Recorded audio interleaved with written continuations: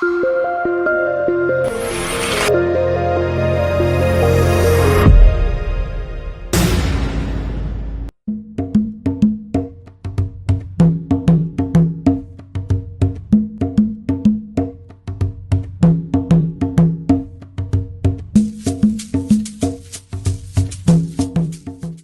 prix Cultura est une initiative biennale qui a été conçue par Sion Media Group en partenariat avec le réseau des journalistes culturels francophones d'Afrique de l'Ouest et l'association Nord-Ouest Culture.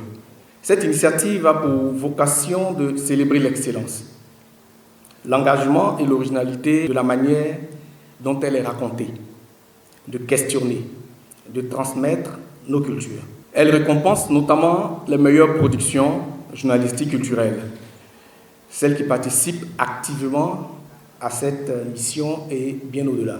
Quand on parle de production, il faut préciser que cela englobe tout l'ensemble de médiums, radio, télé, presse écrite et presse numérique.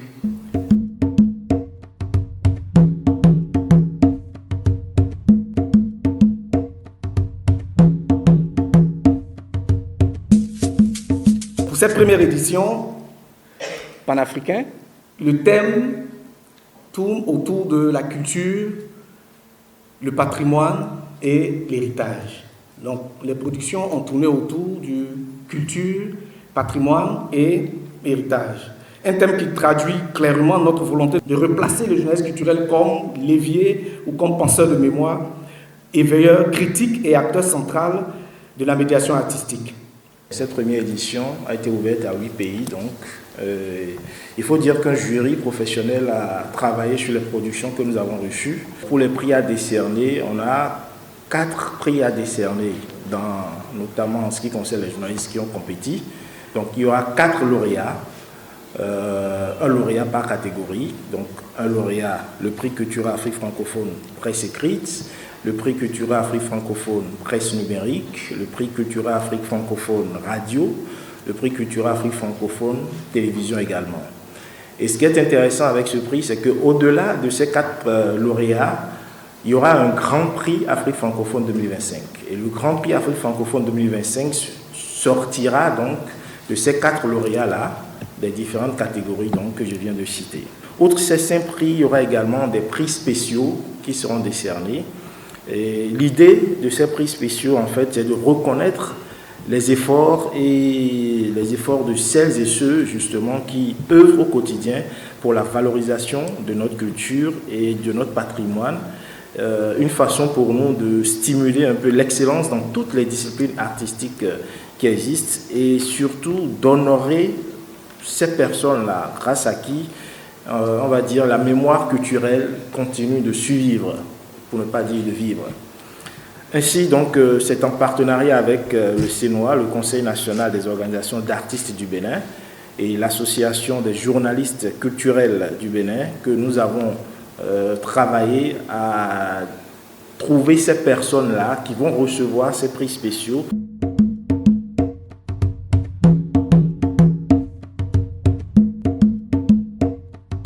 Je voudrais dire que le CNOA est très heureux de s'associer et d'associer son image à cette initiative. Encore une fois, remercier les promoteurs qui nous ont approchés. Nous recevons beaucoup de sollicitations de partenariats, pratiquement toutes les semaines ou tous les mois, mais nous ne nous associons pas à tout. Vous ne nous voyez pas associer l'image de la culture béninoise que nous représentons, associer cette image-là à tout. Donc, quand nous sommes présents quelque part, c'est que nous certifions qu'il y a du sérieux, qu'il y a du travail qui se fait, et que surtout, ce travail-là va impacter le secteur. C'est surtout cela qui nous intéresse. Et, en l'occurrence, les distinctions qui nous ont été proposées pour nous sont d'une importance capitale pour booster le secteur, pour encourager le secteur. C'est quand même un comité de haut niveau, un comité très technique qui finalement a pu dégager ceux qui ont été retenus et j'imagine dont on va vous donner les noms pour chaque prix.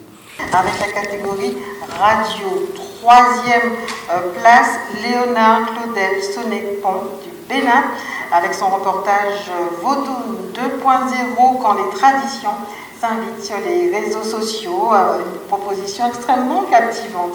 Le Vaudoune à l'ère du numérique, une enquête qui examine comment le Vaudoune s'est invité sur nos portables par exemple.